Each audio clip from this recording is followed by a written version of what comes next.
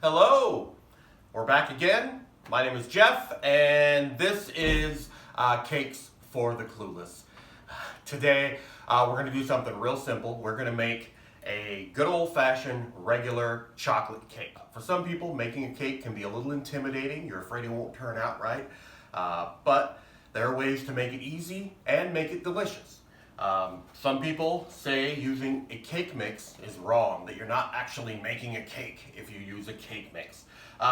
They're wrong. You are making a cake. You're making a delicious cake, and you're making it a lot easier than the person who makes it from scratch. It's all the same ingredients. It's all the same stuff. You're just doing it a lot easier. So what we're going to do is we're going to take the boxed cake mix and we're going to bump it up to the next level. It's going to taste less like a homemade cake that an amateur made and more like a professional, delicious, store-bought cake, okay?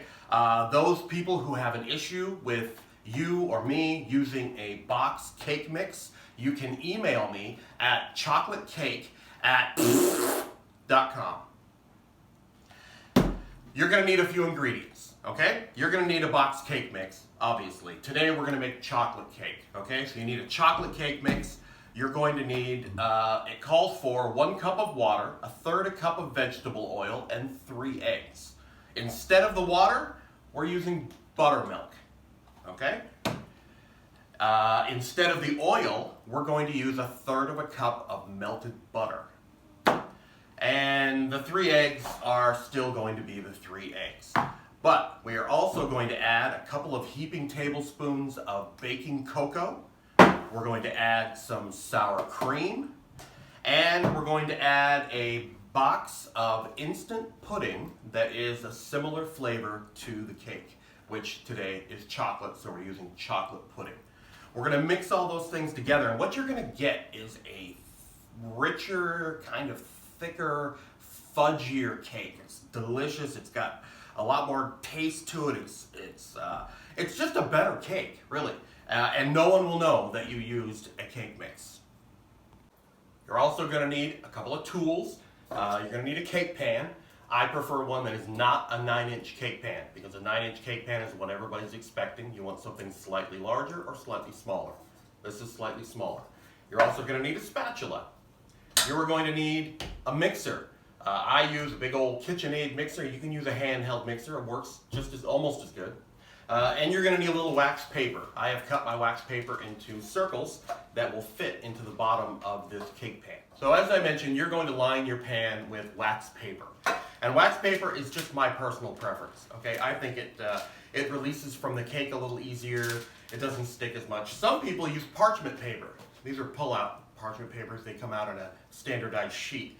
And some people use these in a pan. They work.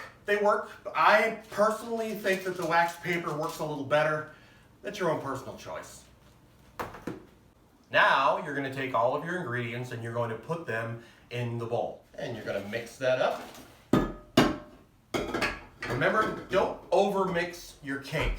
If you overmix it, you're going to get a cake that falls apart a lot easier. It's too soft. You're going to have too many air bubbles in it.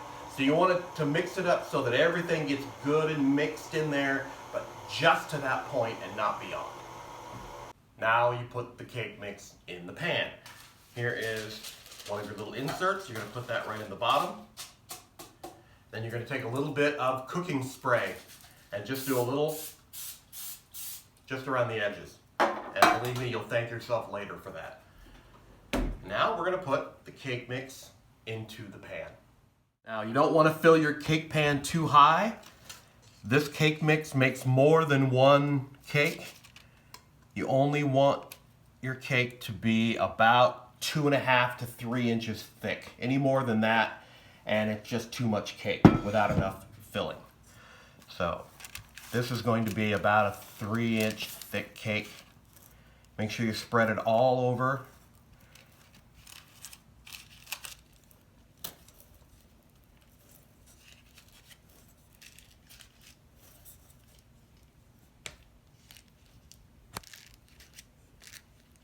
You can see how much thicker the mix is than you might be used to, and that's because of the pudding.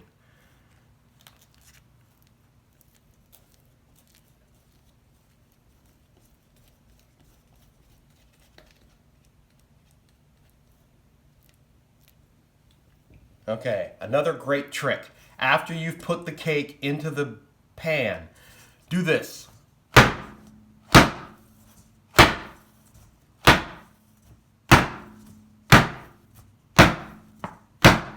What that does is that's going to pop out any air bubbles. It's going to flatten the cake out a little bit, and you're going to get a more uniform cake without any big air bubble pockets.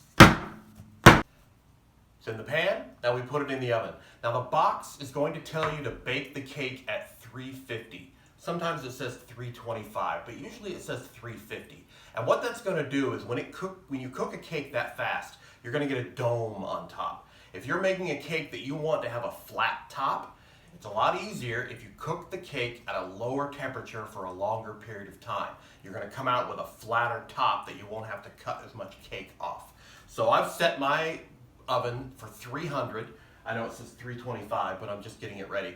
I've set it for 300, and I'm going to cook it until it's ready. For a cake this size, you're looking at about 40 minutes, but keep your eye on it. You don't want it to overcook. Now we're going to take the cakes out of the oven.